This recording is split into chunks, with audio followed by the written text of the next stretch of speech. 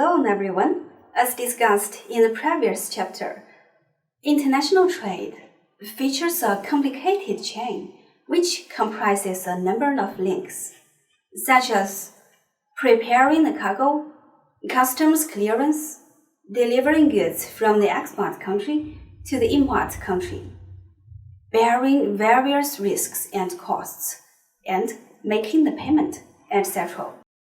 Some of these obligations are to be fulfilled definitely by the seller or the buyer, but others are to be somehow divided between the two parties.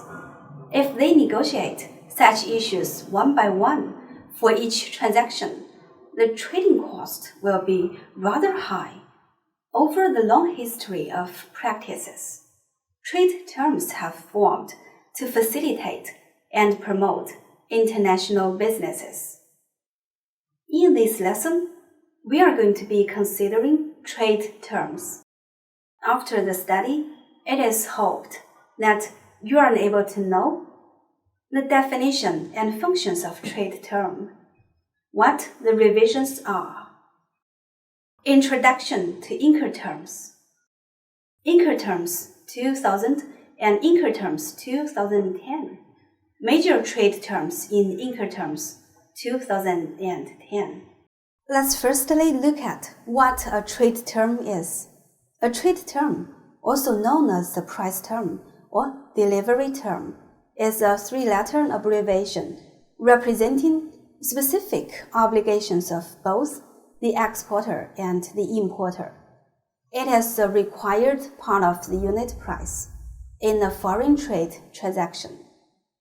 The price of commodity usually refers to the unit price, which is made up of a name of currency, a unit price, a measuring unit, a trade term, and a name of destination or shipping space. For example, $800 per metric ton, CAF London, $45 per carton, FOB Shanghai. The major functions of trade term are as follows. Firstly, they provide a set of uniform rules of trade practices for both the seller and the buyer.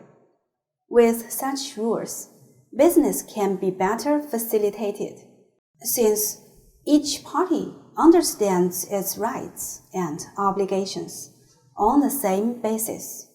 2. When disputes do arise, the universal interpretations of trade terms may serve as a measure for settlement. 3.